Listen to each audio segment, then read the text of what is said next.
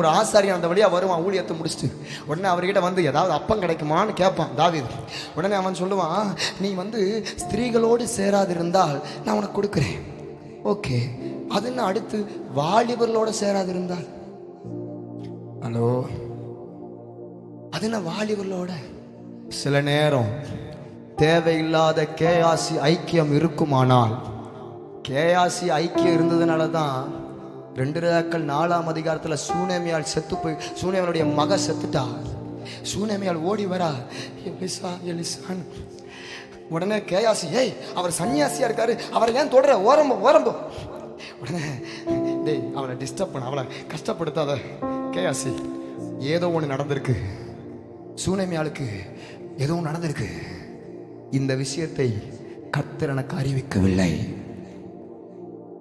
ஏன் அறிவிக்கல?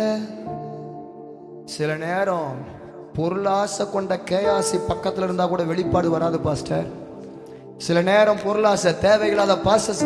நான் நூற்றுக்கணக்கான ஊழியக்காரங்க எல்லா இடத்துலையும் டிராவல் பண்றேன் தமிழ்நாடு முழுக்க. ஆனா எத்தனையோ ஊழியக்காரங்க தெரிஞ்சிருந்தாலும் நான் இன்றைக்கும் குறிப்பிட்ட எண்ணிக்கை உள்ள 4-5 ஊழியக்காரங்களை தான் தகப்பனாக அண்ணனாக பார்த்து வருகிறேன். அதுல ஒருவர் தான் பாஸ்டர் நோவா.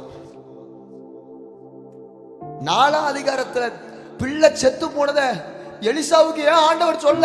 தேவையில்லாத பண்ணி உள்ள இருக்கான். ஆனா 5ஆம் அதிகாரத்துல எப்ப கேயாசிய அந்த பொண்ணு மேல பணத்து மேல ஆசை இருக்கான்னு சொல்லிட்டு அந்த எலிசா துரத்துனானோ, அதுக்கப்புறம் 6ஆம் அதிகாரத்துல சீரிய ராஜா படம் எங்க வந்தாலும் எலிசாக்கு ஆண்டவர் சொல்லுவார், ஏ இங்க தானே படம் வந்திருக்கு, அங்கதானே படம் வந்திருக்கு, அங்கதானே ஒரு கூட்டம் இருக்கு, இஸ்ரவேல் ராஜாக்களை போய் சொல்லு. ஆண்டவரே இந்த வெளிப்பாடுலாம் எப்படி ஆண்டவரே? அது வேற ஒண்ணு இல்லடா, தேவையில்லாத பண்ணிகளோட நீ இருந்தீங்கன்னா வெளிப்பாடு வராது.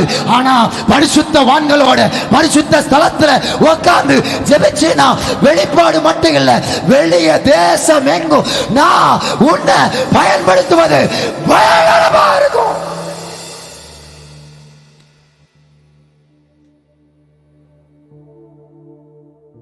தேவையில்லை.